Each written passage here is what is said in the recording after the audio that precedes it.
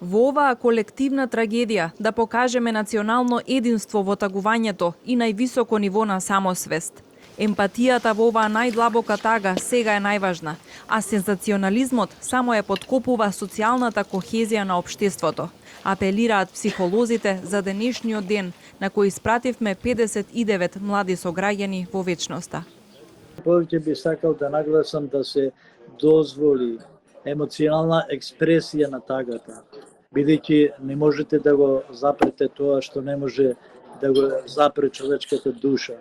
И затоа треба да бидеме ние сплотени со душите на оние кои што навистина тагуваат и да се остави простор да најреално го изразат своето чувство на тага кој што секако со помош на професионалните лица и институции ќе се најде начин, барем на некој начин тоа да се, да кажем, на некој начин да се сублимира, да се следат фазите, она што е значено додека поминат неколку деневи, тогаш може да се потигне со нечујна сотивка, да кажем емоционална, ајде повеќе дипломатија, како да им се помогне на сите да го надминат она што на некој начин е навистина врв во скалата на стресот. И секако јас верувам во нашиот народ, верувам во една доминантна психологија која сите треба да покажеме, да демонстрираме единство во тагувањето, бидејќи рековме малце, ние треба да го истигнеме на највисоко ниво чувството на единство на тагата, а не на единство на развој на некаква импровизација од сензибилитет или уште повеќе давање на сензационалистички изјави од различен тип кои понатака служат, односно на никого не му служат. Според психологот Кеверески, тагувањето има повеќе фази и ќе биде потребно време да се работи со семејствата, блиските и сите настрадани граѓани од катастрофата во Кочани. Точно е дека луѓето често не можат веднаш да прифатат помошта, затоа е важно да се прилагоди временската поддршка кон одредени фази.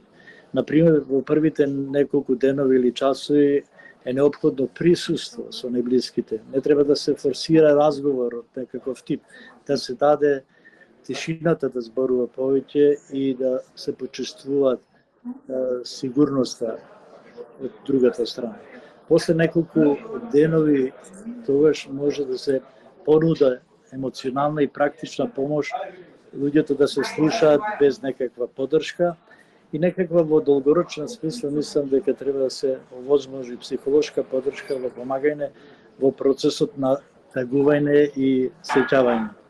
Но не треба секако да престане поддршката кога ќе барем за кратко помине овој емоционален шок и емоционалната поддршка и психолошката помош треба да биде на највисоко ниво.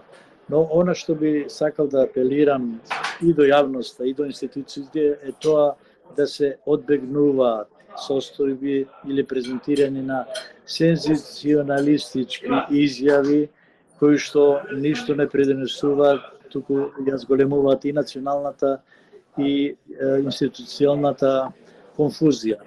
Би сакал да нагласам дека е неопходно нашиот народ да се ушемаш го покажи како и во многу случаи највисоката национална свест.